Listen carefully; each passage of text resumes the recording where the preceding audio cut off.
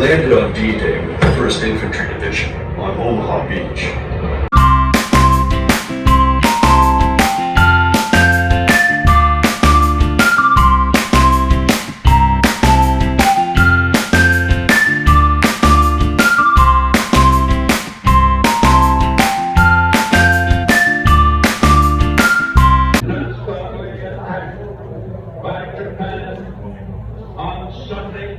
December 7th, 1941, a state of war has existed between the United States and the Japanese Empire.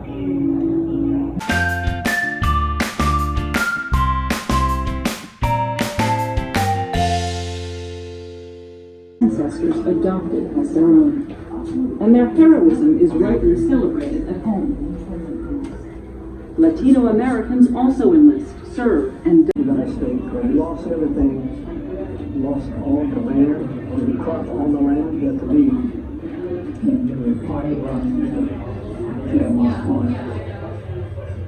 train was broken overnight. More than 100,000 men, women, and children, all of Japanese ancestry, removed from their homes in the Pacific Coast states to wartime communities established in out-of-the-way places.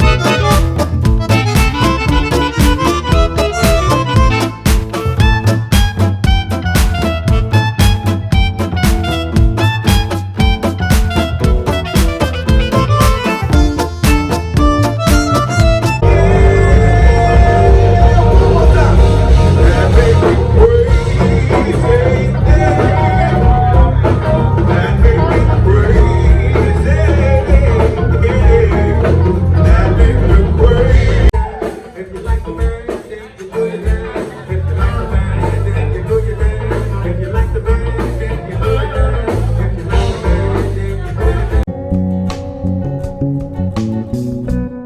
morning, guys. Hope you're doing well. Just want to recap the New Orleans vlog.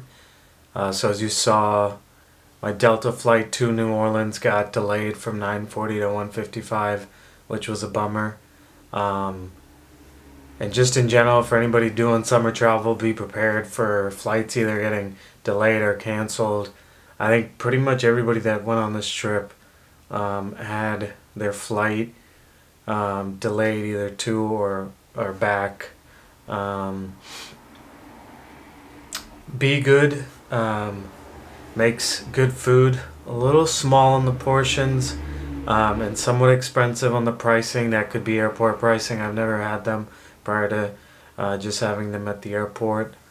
And then, yeah, as soon as you get into New Orleans, you kind of immediately notice the humidity. Our Airbnb was about 3 or 4 blocks from Bourbon Street, which I thought was great location because obviously Bourbon Street activities go on late in the night, so we were away from that, but we also weren't too far from, getting there. We were walking distance. We didn't have to Uber. And it's also nice if, you're with a group, you guys split up, you can just all walk back home. In terms of things not to forget, I forgot my belt because I wore sweatpants to the airport, so don't forget that, and don't forget toothpaste and toothbrush. And then in terms of diet, I know a lot of you know that I'm vegan, so I was interested to see how it would go in New Orleans, but actually it went pretty well. There's a place called True Foods Kitchen, which I showed you guys, getting the vegan pizza. And then I think I got a burger from them too. Vegan veggie burger, or black bean burger. And then I also went to Bread on Oaks for breakfast one time. Again, all vegan cookies, and then it's like a tofu sandwich. And then I think my last one was Bearcat breakfast. I showed that at the end there. That was my last day. Great food there. Again, everything I ordered was vegan. So in terms of New Orleans, Bourbon Street is crazy. It's just the energy level is on another level. There's people dancing in the streets. So I can't imagine what that place is like during Mardi Gras. And New Orleans allows, public drinking, so that's also something you have to get used to, just seeing people on the street carrying alcohol. We went to the Carousel Lounge. That was good. It was great jazz music being played, and really cool bar. The bar, kind of like a carousel, continuously moves, which is kind of cool. We did the World War II Museum. Really well done job by whoever put it together. And I'm not a big history buff, but going there, I finally understood. I have a couple friends who are kind of finally understood how they, obsess over history. The reality is, honestly, for the World War II Museum, you could probably spend 2 days there to really do it right. I really liked the 5-minute videos that they would have at each section. Just a lot of video of the news or the political figures at that time, and you're just intrigued and hooked. Obviously there's so much learning. Just seeing, for example, Eisenhower for the D-Day invasion. You know, the weather was so-so, and he had a board of directors of like 6 people, and they were split on whether to do it or whether to postpone it, which would have postponed it 2 weeks because of the tide. What's also interesting is, you know, learning about the minorities involved in the World War II. You know, for example, even though we were at war with Japan, Germany, and Italy, only Japanese Americans were put in internment camps. And then a lot of African Americans fought, even though there wasn't equality in the U.S. It was interesting seeing a lot of the headlines from the newspapers because they're very similar to the Russia-Ukraine situation. You know, in the sense of, like, I think if the U.S. ever does enter Ukraine, that could be another world war. Also interesting to think about, you know, Japan, Germany, and Italy are now our allies. And then, the Pearl Harbor in itself was also such a fascinating aspect of it. Seeing the science of so many different sites around the U.S., working on the science of the atomic bomb. So yeah, there's just a lot, and I would definitely recommend it. Really great museum. We also did Cafe du Monde, which is like suggested by a lot of people. For anybody that's vegan, there are no vegan options, unfortunately. There's a lot of art galleries in New Orleans. That was really cool. And then we did a plantation tour. We did the Destrehan Plantation tour. It's a Creole plantation, so a Frenchman started it.